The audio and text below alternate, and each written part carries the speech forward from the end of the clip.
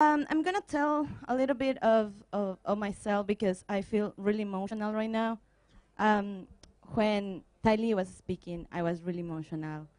When also Shirley was speaking, I was also emotional because she said she's fighting against a mining company for over 200 years. I don't want that. It's not fair. Not fair for anyone. Why indigenous peoples we need to fight against that for such a long time. It's just not fair. Um, and my people is fighting against that. Um, well, in 2020, when I was finally finishing college, um, we received a notification that my territory, my river, and other communities around the Napo River were concessioned to a mining company.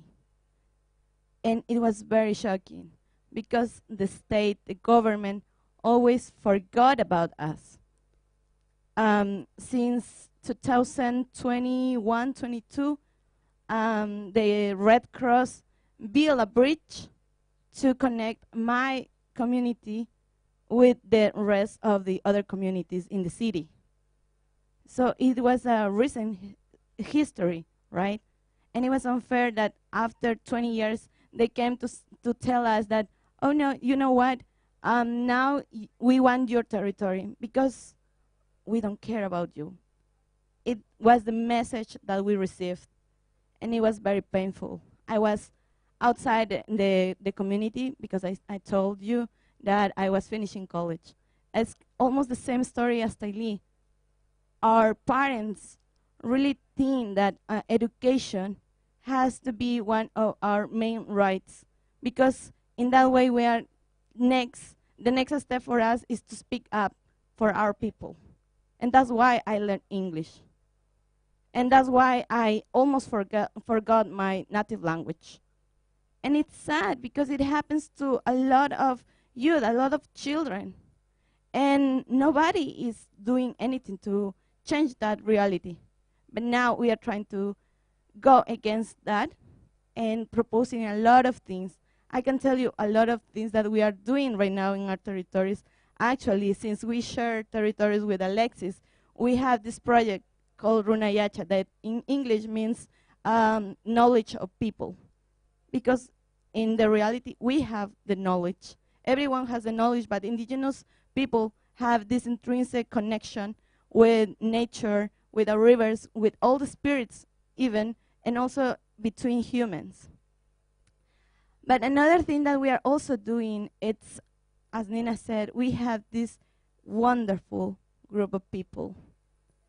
I always, I grew up with a group of women who are very powerful. I remember my grandma doing a lot of things since 3 in the morning till night. So I was supposed to not give up so easily. My mom was the same, but she was very strong. She was also a political woman who had fight against discrimination against indigenous peoples. And every one of the women of my community, it's like that. Despite this violence, this domestic violence, we are still powerful because we got the knowledge. We hold the knowledge and we inheritance to our kids. And since 2020, when I was away from the community and the pandemic started, we have to create a plan because we said, in the world, they don't care about us, so we have to organize ourselves. And how we can do that, even if we don't have enough money, enough resources, we have to do mingas, we have to have women gatherings.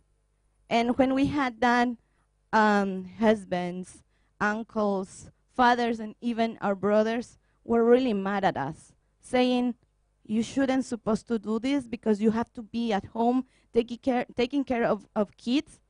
But we said no, because if we don't do anything, our territory is going to be exploded by this mining company. and we started to gather. And in June, we finally decided that we were going to create the first indigenous guard that is led by women.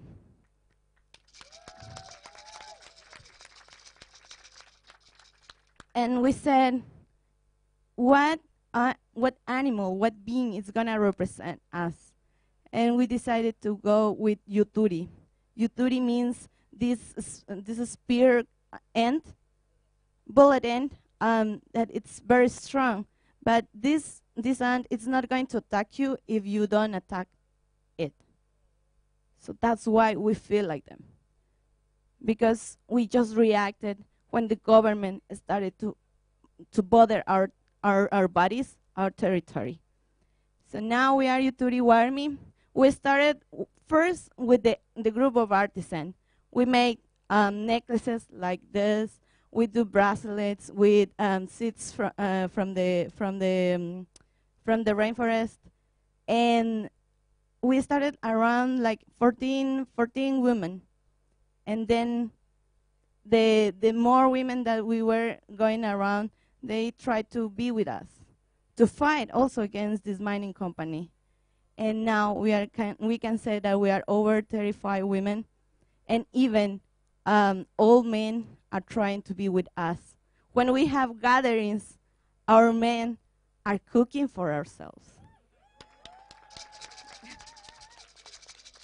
And when we have a party, we are all having this together, because we need to keep a formal meeting every month to plan a strategy, because we are the threat of mining. It's gonna happen any day. The governments, the states, doesn't care what we think, and we don't want to be like in a low. Well, we don't want to be surprised by them. We have to be strong. So that's why now we had threats against our leaders. Especially, they were saying that they were going to kill us, and we have to put TV, how is it called? Cameras in our homes, just to see if no one was outside our homes. How can you live like that? I was so afraid. Sorry.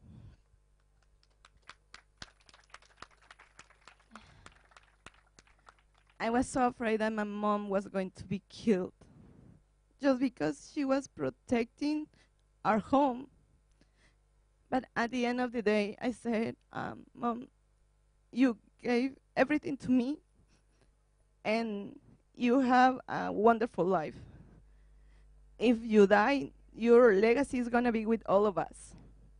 And it's the same in the community. Now, the Indigenous Guard, it's been told that we are paramilitaries. We just are armed groups that are against the state and against the development. But that's not true. That's a lie. We are only women trying to keep our traditional knowledge in place to keep living. Like we did 20 years ago, before states and everything came to our land. So it's really important that you understand that these voices here, especially now as we as women have this powerful process of healing our communities, unified our communities, right? So that's why Yuturi Warmi is still alive. And since we have only our spears, it's called, to defend ourselves, now we need more accompaniment with the youth to understand that we also have rights. When we were having these meetings, I told them if they knew they have rights. They didn't know. And it's sad because I realized I have to be the bridge between my people and this knowledge from outside, that we have rights. Even nature have rights. So it's a very long process, because our elders are not understanding quite well, because it's a different total world, that we are doing the most as we can to preserve also the knowledge from our ancestors, and also the knowledge that the world is giving to us. The other thing that I want to say before I end this conversation is that as youth, we also we are also thinking that we need to be more involved in the community, because we didn't realize that we were around 300 people, and the half of all these people are youth, are under 30 years old. So we start to do these meetings. We start using social media to understand how important it is also to keep our culture. As you can see me, I'm supposed to be married by this age, having maybe 2 or 3 kids. But because of my commitment with my community, I decided to not do that yet. But at one point, I want to have kids, of course. And once my grandma told me that she wanted me to enjoy the same territory, our same river, with my kids, like I did with her and my mom. So that's why we are fighting. And that's why we keep Yuturiwarmi. That's why we have this project with the artisans that's called Haku, because we realize that for real actions against climate change, against this social justice, on social, injustice, sorry, I'm just messing up words.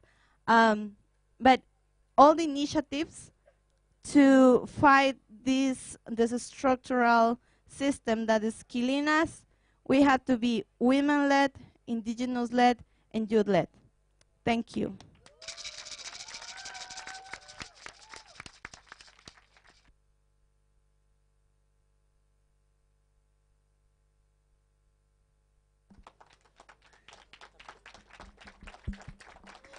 Thank you, Majo. Yes, the last couple of years with the whole mining situation in Ecuador has been incredibly difficult.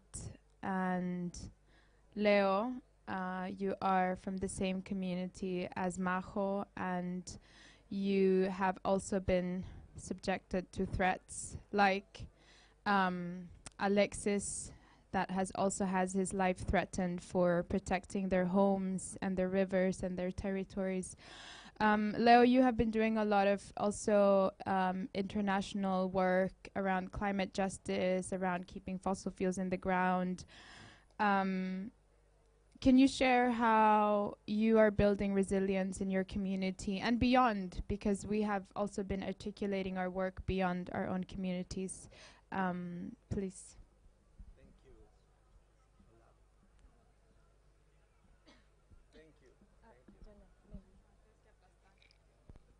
Hola, hola. Hola, hola. Thank you, Nina. Yeah. Well, like first of all, like thank you for having the space and for listening us. I think our fight is transgenerational, transsectional, transgenerational, transsexual. You know, and we are here from all of these spaces, and we all are listening that all of these problems come from like one root cause. And the root cause of all of these problems is colonization and the dispossession of our territories, of our bodies, of our resources that not oftentimes, all the times, has to be with the dispossession of indigenous people's territories, the dispossession of black communities, minority communities. That's why we're here, so you can listen to us and accompany us in the process of fighting against climate change, because we are at the forefront of the fight against climate change. And we know that, and we need to find solutions. We're talking about financial climate funds, the different budgets. We know that less than 10% of that is getting to indigenous communities, and we want you to be our partner.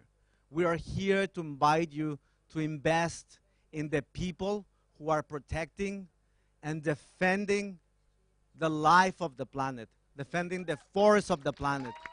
And most of the times, we put our bodies. So, like, it is essential. You know, we need self-determination. We need to fight for black liberation, indigenous sovereignty, self-determination, and self-financial determination. Because their solutions are in the ground. And our realities, even though we face similar things, our solutions vary in our territories. And we know what we need for our own local community. We don't need to fight with funders for little things or bigger things. Just fund us directly, give us direct funding, because all of these projects, all of these things are saving our territories, are safeguarding the planet, are safeguarding the water of the planet, the air that you breathe, and that's why we're here, basically. You know, like when we're talking about all of these funds and like with indigenous caucus, I think we're tired. We're tired of that. We're tired about the solutions and the narrative that corporations want to impose on us. Governments, corporations, they are violently attacking our territories. You know, that's why we need to be prepared, and we need to be an alliance. Be a good ally and support indigenous solutions that are coming from the ground up, not from the from up and down. You know, we're here at COP27, and we see that Coca-Cola, one of the biggest polluters of the planet, is funding COP27.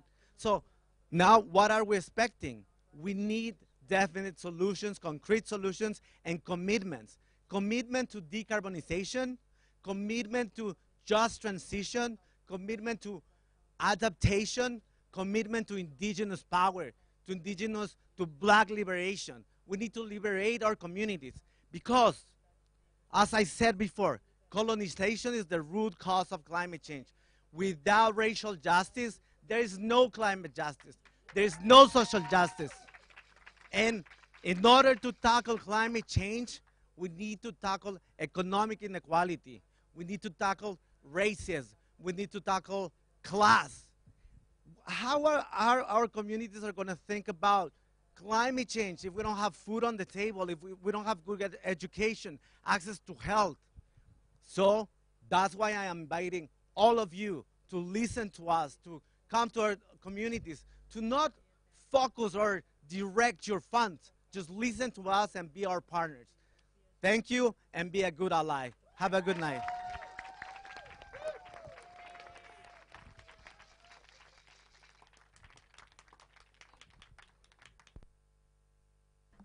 Thank you so much, Leo, for your powerful words. It's always a joy to have you on panels because you speak from your heart. And yes, also thank you to all of you here. I have been very emotional during this panel. I don't know if it was just me, but I don't think so. These are real lived experiences, and as you can see, the realities are different in our territories and in each community. However, there are also many similarities, and I think we stand together, we stand united, and as Indigenous peoples, we support each other, and we invite all of you to stand with us and support our initiatives. Thank you so much. Yeah. A big applause.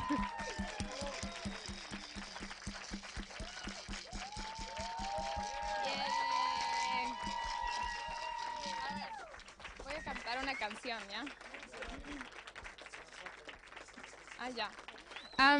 So I just okay, I just want to thank everyone here for listening. I know it's been very long and a lot of sharing a lot of experiences. So thank you. And I actually, I don't usually do this, but I want to sing a song because I think this was very, very beautiful. Okay, let me just grab some water.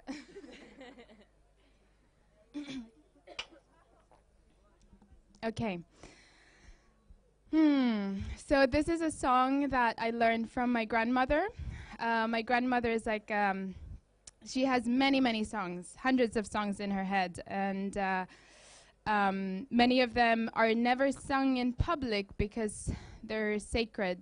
And this is a song, though, that speaks about, it speaks about leadership and unity, and about birds that are flying together.